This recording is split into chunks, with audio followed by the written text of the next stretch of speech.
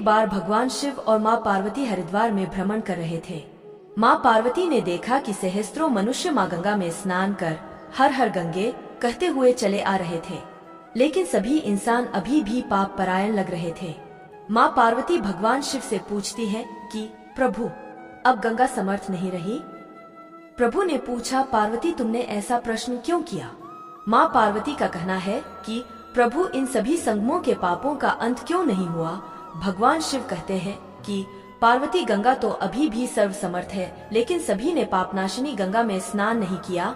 माँ पार्वती विस्मित बोली, प्रभु, अभी तो गंगा में स्नान कर इन लोगों के शरीर को भी सुखे नहीं और आप कह रहे हैं कि केवल पापनाशिनी गंगा में स्नान नहीं किया। भगवान शिव ने कहा, पार्वती, मैं तुम्हें यह बात भेद का बताऊंगा। अगले दिन सुबह बारिश हुई और सभी रास्ते पानी और होने से भर गए।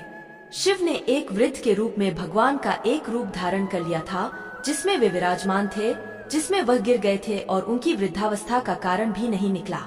उन्होंने माँ पार्वती को समझाया कि गंगा, तुम स्नान कर आओ। सभी ने सुनाकर कहा कि मेरा पति इस कमरे में गिर गया है। मेरे पति सर्वथा निष्पाप आत्मा है और कोई निष्पाप पुण्यात्मा बाहर निकल सकती है। अगर कोई व्यक्ति निष्पाप है तो कहीं मेरे पति को बाहर निकालने के लिए हाथ का कपड़ा, लेकिन अगर कोई निष्पाप नहीं हुआ तो उसका शरीर जलकर भस्म हो जाएगा। माँ पार्वती अब साथ में बैठी और सभी को सुनाकर दर्शन करने लगी।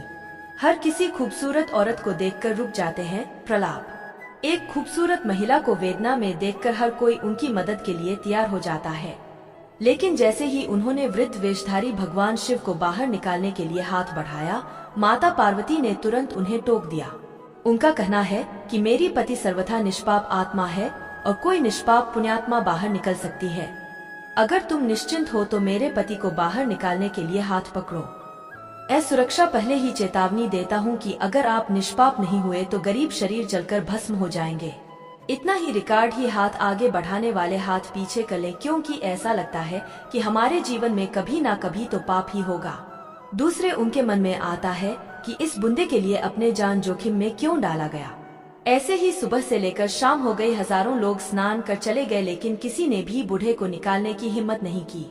शाम के समय एक युवा हाथ में लोटा लेकर वहां से गुजरा तो माँ पार्वती ने भी अपनी व्यथा सुना दी। जब वह मदद करने के लिए हाथ बढ़ाने लगा तो उसने भी यही बात कही जो अब तक वहां से हजारों लोगों को जहां जहां गया था। अगर तुम सर्वथा निष्पाप हो तो ही मेरे पति को हाथ नहीं लगाना, तो तुम बस हो जाओगे। वह किशोरी बोली, माता, मैं अभी तो पतित पावनी गंगा में स्नान करके आई हूँ और गंगा स्नान के बाद सभी पाप नष्ट हो जाते हैं। अभी आपके पति को बाहर निकाल रहा हूँ।